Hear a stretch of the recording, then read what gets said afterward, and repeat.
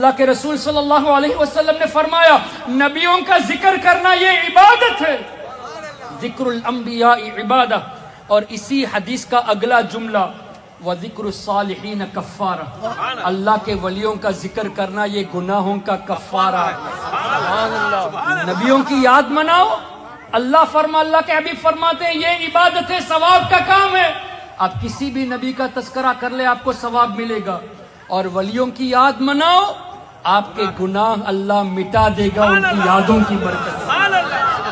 اب ہم ایک ولی کا تذکرہ صرف نہیں، آپ کو سمجھانے کے لیے اور آسان کر کے بتا دیتا ہوں۔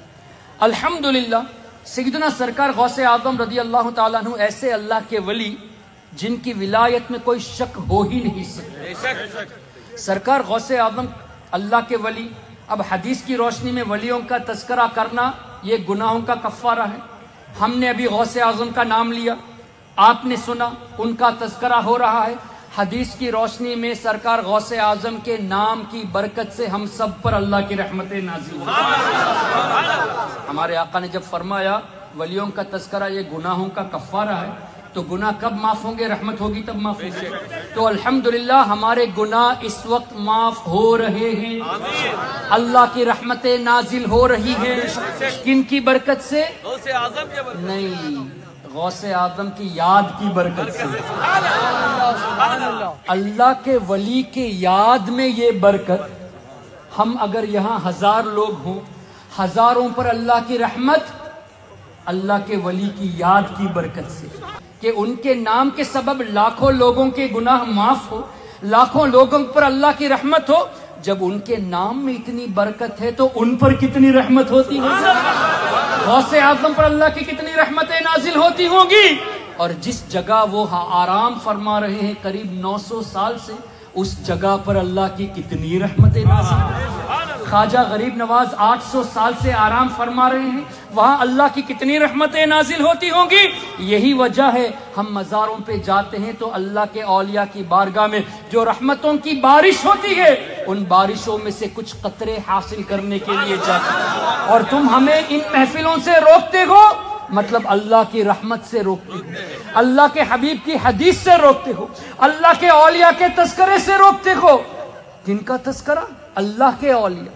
اللہ نے فرمایا اولیاء اللہ، اللہ کے دوست۔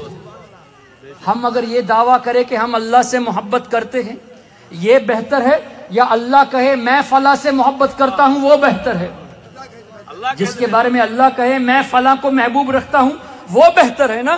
تو اللہ نے اولیاء اللہ فرمایا، میرے دوست فرمایا، تو اللہ ان سے محبت فرماتا ہے۔ ہم کتنے خوش نصیب ہیں بھائیوں کہ ہم ان سے محبت کرتے ہیں جن سے اللہ محبت کرتا ہے۔ تو ہمیں اللہ کا کتنا شکر ادا کرنا چاہیے کہ اللہ نے ان کی محبت ہمارے دلوں میں ڈال دی جن سے اللہ محبت رکھتا ہے۔ اور جو ولیوں سے دور ہیں، دور کرتے ہیں، ان کو اپنے ایمان کی فکر کرنی چاہیے، اس لیے کہ اللہ جن سے محبت کرتا ہے ان اولیاء کی محبت ان کے دلوں میں نہیں ہے، تو ان کو اپنے ایمان کی فکر کرنی چاہیے۔ ہمیں تو خوشی منانی ہے اور ہمیں اللہ کا شکر زیادہ ادا کرنا ہے کہ ان کی محبت ہمارے دلوں میں ڈال دی۔ تو اولیاء کی محبت یہ اللہ کی طرف سے ہے۔ تو سیدنا غوث اعظم کے تذکرے میں اتنی برکت کہ لاکھوں لوگ ان کے نام کی برکت سے فیضیاب ہوں۔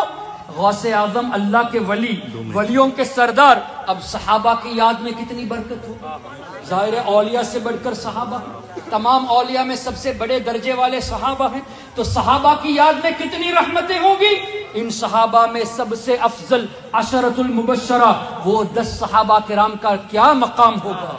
سعد، سعید، زبیر، طلحہ و ابی عبیدہ وابن عوف، عاشر الکرم، ثم الرضا عن ابی بکر وعن عمر وعن عثمان وعن علی۔ 10 صحابہ کرام پر کتنی رحمتیں نازل ہوتی ہوں گی، اور ان 10 صحابہ سے بڑھ کر حضرت مولا کائنات مولا علی مشکل کشا کے نام میں کتنی برکت ہوگی، ان سے بڑھ کر حضرت عثمان غنی کے نام میں کتنی برکت ہوگی، ان سے بڑھ کر حضرت فاروق اعظم کے نام میں کتنی برکت ہے، ان سے بڑھ کر سیدنا صدیق اکبر کے نام میں کتنی برکت ہے، اور تمام صحابہ سے بڑھ کر نبیوں کی یاد میں کتنی رحمت ہے، اور ہم تو نبیوں کے سردار کے ذکر میں بیٹھے ہیں، ہم پر